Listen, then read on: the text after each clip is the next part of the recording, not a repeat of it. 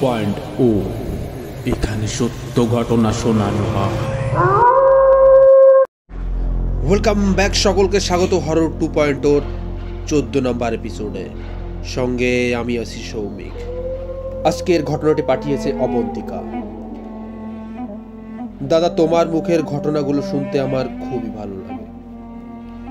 বলি করে এতদিন ঘটনাটি বলতে পারিনি, আজ সাহস করে বলেই ফেললাম। আমার নাম অবন্তিকা, আমি অনার্স দ্বিতীয় বর্ষে পড়ছি।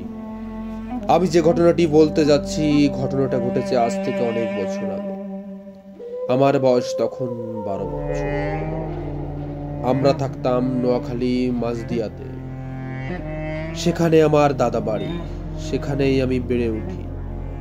ছোটবেলা আমি যখন আমার মায়ের গর্ভে ছিলাম, ঠিক তখনই আমার মায়ের সঙ্গে একটা অদ্ভুত ঘটনা ঘটেছিল। তারপর থেকে আমার জীবনটা বদলে গেছে। আমাদের গ্রামটা ছিল অপূর্ব সুন্দর একটি গ্রাম। চারপাশ সবুজ আর সবুজ, সহজ সরল মানুষে ভরপুর। একেবারে আজোপাড়া গা বলতে যা বোঝায়। আমি যখন ছোট তখন দেখেছি বিদ্যুতের কোনো ছিটে ফোঁটাই ছিল না আমাদের গ্রামটিতে। 7টা-8টা মানে গভীর রাত।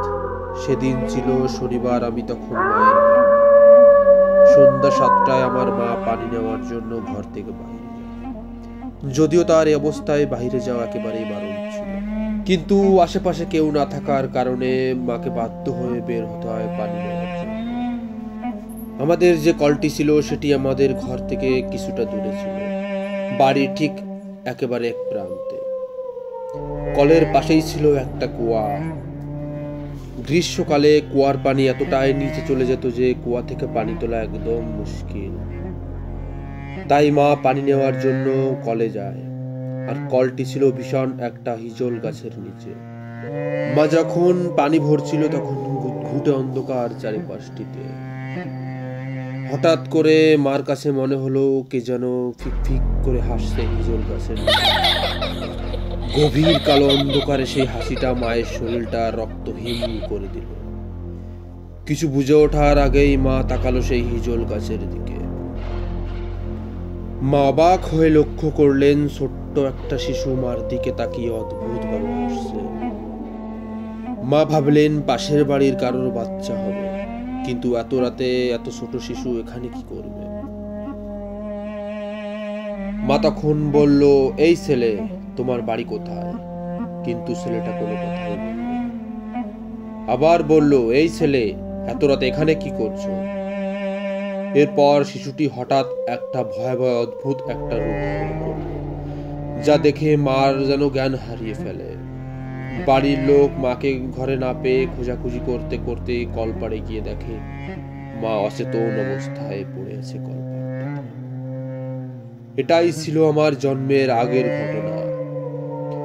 আমি শুনেছি জন্মের পর আমি নাকি সবসময় উপর দিকে তাকিয়ে থাকতাম। সবাই বলতো ডেরায় ধরেছে। অনেক তাবিজ কবজ কবিরাজ দেখানো হয়েছে আমাকে। ছোট্টবেলা থেকে আমার গলায় গন্ডাখানেক তাবিজ ঝুলত। আমার এক চাচা বহুত দূর থেকে এক বড় কবিরাজের কাছ থেকে একটা তাবিজ এনে দিয়েছিলেন। বলেছিলেন যাই হোক, এই তাবিজটা যেন কোনো কারণেই খোলা না হয়। এভাবেই কেটে যাচ্ছিল আমার দিন। বাবা ঢাকাতে চাকরি করে, মাসে একবার করে বাড়িতে আসে। বাড়িতে আমি আর আমার মা থাকি। সেদিন ছিল ঘন অমাবস্যা। আমার এখনো পরিষ্কার মনে আছে, সেদিন ছিল শনিবার। স্কুল থেকে বাড়ি ফিরতে ফিরতে তখন প্রায় বিকেল হয়ে গেছে। বাড়ি এসে হাত মুখ ধুয়ে খেয়ে দিয়ে খেলতে যাব। তখন মা বলল, আয় তোর মাথায় তেল লাগিয়ে দিই। আমিও রাজি হয়ে গেলাম। মা মাথায় তেল দিচ্ছে। মা হঠাৎ বলল, কি রে অবন্তিকা, তোর গলাতে তাবিজ ছিল? আমি বললাম, কই, সবগুলোই তো আছে। মা বলল, কই, তোর সে বড় তাবিজটা তো নেই। আমি অবাক হয়ে লক্ষ্য করলাম, হ্যাঁ তাই তো, বড় তাবিজটা তো নেই। হয়তো কোথাও খুলে পড়ে গেছে। মা ভীষণ রাগ করলেন। আমি তখনও বুঝতে পারিনি আমার সঙ্গে কি ঘটতে চলেছে। এত বছর আমার সঙ্গে কিছুই হয়নি, তাই আমি ব্যাপারটা এক প্রকার উড়িয়েই দিলাম। রাত তখন ঠিক 12টা কি 1টা মতো হবে। বাবা না থাকলে সাধারণত আমি মার কাছেতেই ঘুমাই। সেদিন কি যেন মনে করে আমি আমার রুমে গিয়ে ঘুমিয়ে পড়ি।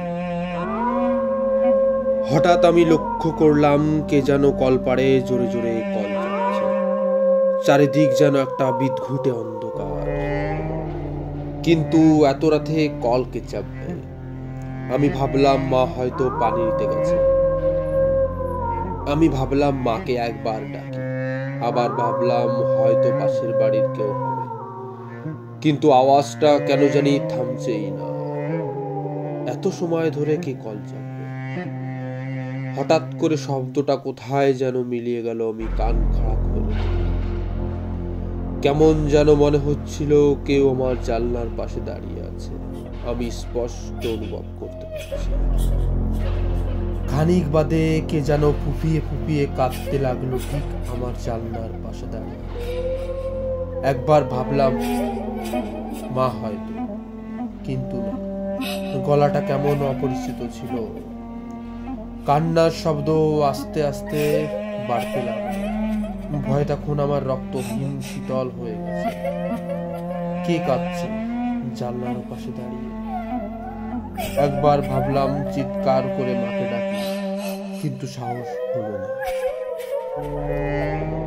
হঠাৎ একেবারে কোথায় যেন কান্নার শব্দটা মিলিয়ে গেল। এমন করে করে কখন যেন রাত শেষ হয়ে সকাল হয়ে এলো।